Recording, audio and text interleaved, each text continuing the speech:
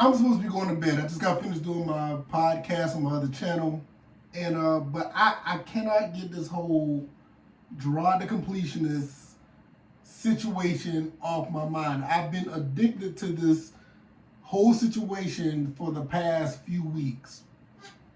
Now, the last few videos came up by Carl Jobs, then, you know, that last video he did was just absolutely, that was devastating.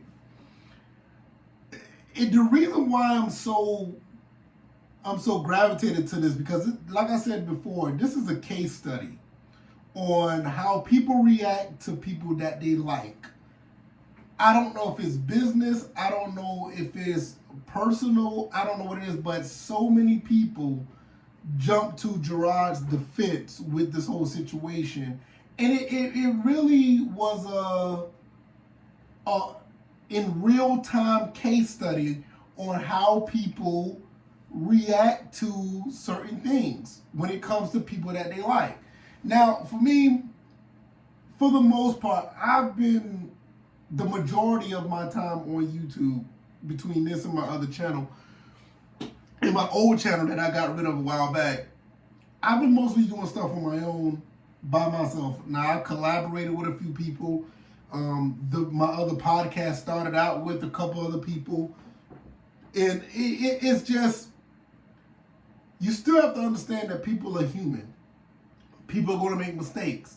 I'm not innocent. I've made mistakes. Not to this magnitude, but you have to understand, no matter what the business side of things are, no matter what the personal side of something, you always have to remember, especially if you don't live with the person, you don't know that person 100% like you know your family, you always have to remember that this person could be susceptible of doing something drastic, something crazy. You don't know what goes on in their four walls in their home because you don't live with them. You always have to have in the back of your mind, hey, some BS. I'm not going to say it like that. I'm not going to say it. But some BS can happen. I don't put nothing past anybody outside of the people in my immediate family, immediate circles. I see them every day, all day for the most part. I will be shocked if something happened or something like something crazy will happen to people in my immediate circle. But anybody else, I think this is a good case study, and this is a lesson learned to a lot of people. Hopefully they learn that you cannot put anything past anybody. You can't jump to conclusions because you like somebody. If you really, you really have to sit back and think on some things about, dang, why is this coming up? Is this true? Man, before I even go out there and go out on a limb, I might have to talk to this person directly. If I don't talk to this person directly about a situation, then I'm going to be quiet about it. And I think I just watched this video before I did this, and it had something about Pat the NES Punk. Now, I like watching Pat. I like the podcast that he and Ian does. I think they do a pretty decent job. But I know that Pat does a lot of charities. Well, he's done a lot of charities, so he knows his stuff when it comes to this. And what he said was like the most reasonable, the most logical, and to be honest, and I'm not trying to demean anybody by saying that, but it was the most adult thing that I've heard for someone that knew or that knows Jirard. He sat back and waited and looked at all the evidence. And once he found out, when he found out what he learned, he realized that Jirard messed up. And I think that's what an approach that a lot of people should have done. But see, this is what I'm going back to say. Like, this is a very teachable moment for people to learn that they don't have to jump out the window, or be that crash test dummy for somebody that you like. If you really like somebody, you might want to try to talk to them first. Like, hey man, I heard such and such, man. Is this true or whatever? I don't want to put you out there. I don't want to make it look bad. 'Cause you gotta understand, a lot of people who went out their way to defend him, like off the rip, they look really stupid now. They look real dumb. You know, and I know a lot of these people, like, I know it may not hurt them, as far as YouTube. I mean, look, let me say about the world of YouTube. People love you and hate you and love you again. It is what it is. Maybe the completionists bounce back from this. I don't know. But you can't put yourself out there to make you look like you have no common sense or you don't have any thought process of your own. You just go out and think everything is drama. Now, if you really took the time to look, Pro Jirard, he deleted his tweet, but if you take the time to look at certain things, you can understand, like, okay, this case looks compelling. Okay, these allegations look serious. Compared to somebody just trying to attack somebody. You can look and see just by looking at the content.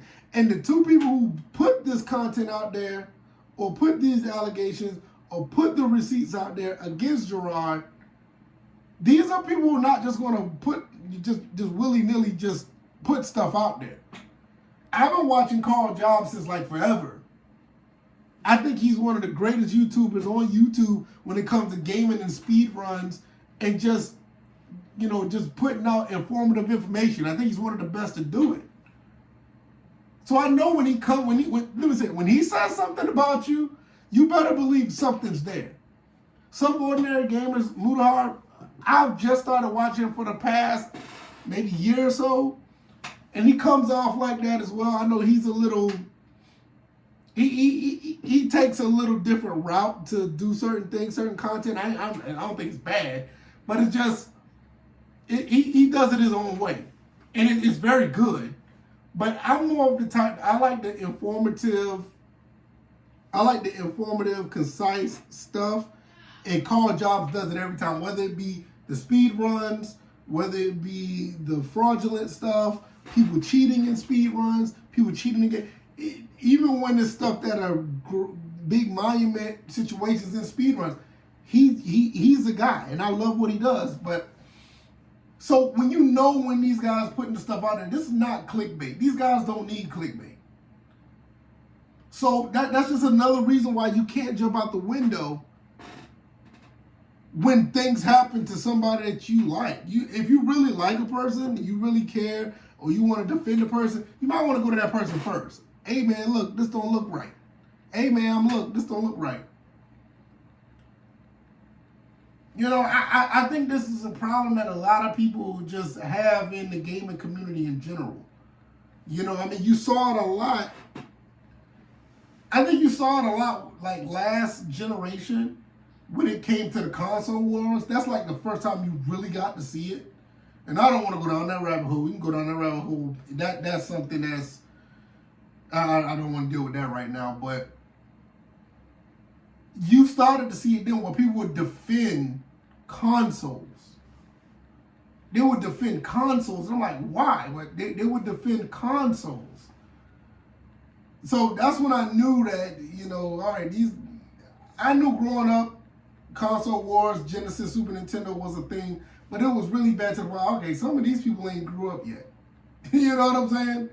They just didn't grow up yet. So when I started to see people start defending their favorite YouTubers, the next thing I thought about, social media got people jacked up.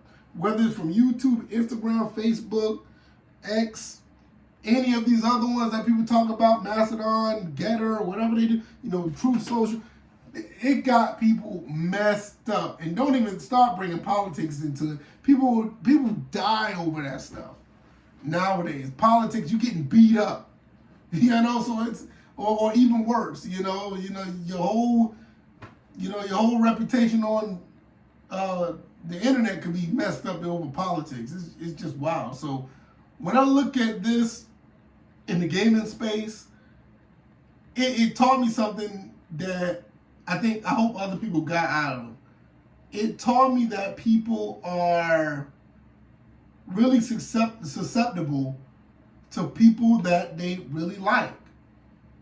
And I'm not wondering if they really like the person or do they just like the persona. I think a lot of people just don't want that persona of a person being torn down and ruin someone's childhood or ruin somebody's Saturday afternoon when they watch their content because they can't look at that person the same anymore. You know, I mean, I guess that's what it is. I mean, don't get me wrong, man. I'll end on this. I know this is kind of out of the way a little bit. I'm end on this note. I had that feeling. I had that feeling before too, but it was when I was much younger. I thought wrestlers were like the greatest things in the world, and it hurt me when I realized that most of the wrestling was not 100% real. You know, I was a big Randy Savage. You know, Hulk Hogan, Undertaker. I used to love all those guys. I mean, this is me, you know, 5, 6, 7 years old. You know, once I got to about maybe 10, 11, I'll say a little bit later than that, probably about 13, 14, I started to realize that, wait a minute, these dudes aren't what they are. And that's when I realized, like, you know, this entertainment stuff ain't what it is. And another thing that really blew me, I'm going to get out of here for real after this one. What really blew me, and this one really took me for a whirlwind when I realized not to trust anybody. I didn't trust nobody after this. When I saw Tiger Woods, when he got caught for this infidelity, some of y'all may not remember this.